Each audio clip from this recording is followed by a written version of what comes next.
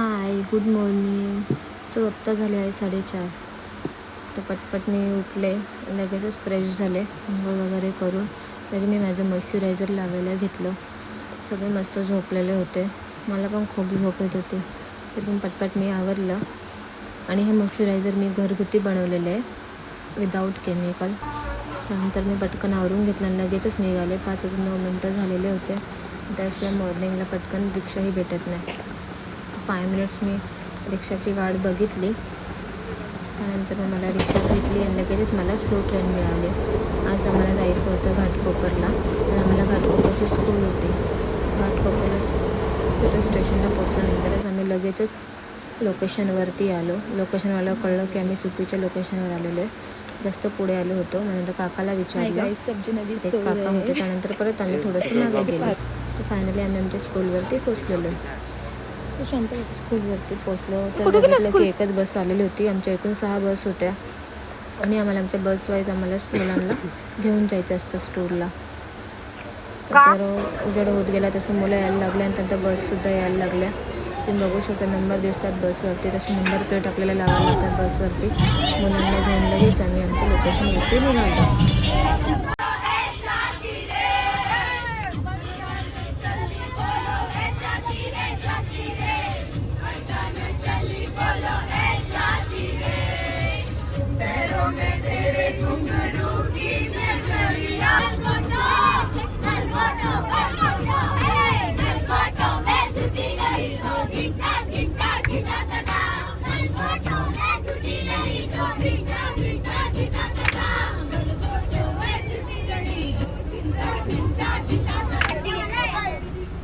So finally आम्ही आमच्या लोकेशनवरती पोहोचलो आहे, तिकोंडीची वाडी ह्या लोकेशनवरती. तुम्ही बघू शकता पाणी किती मोठं मोठं, खूप मस्त होतं.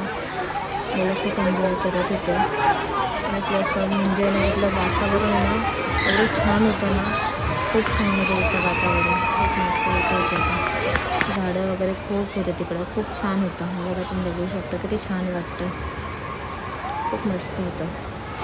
आणि लहान मुलांना खेळण्यासाठी पण आहे ना खूप भारी भारी पाळणे वगैरे आहेत, बारीक बारीक.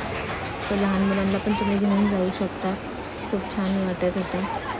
आणि आमच्या स्टुडंटसोबत आमचे टीचर्ससुद्धा एन्जॉय करत होते, खूप मजा आली. आणि लोकेशन खूप भारी. आणि हे टिकुंजीची वाडी ही लोकेशन ठाण्यामध्येच आहे. आम्ही घाटकोपरची स्कूल घेऊन आलेलो टिकुंजीची वाडी ह्या लोकेशनवरती.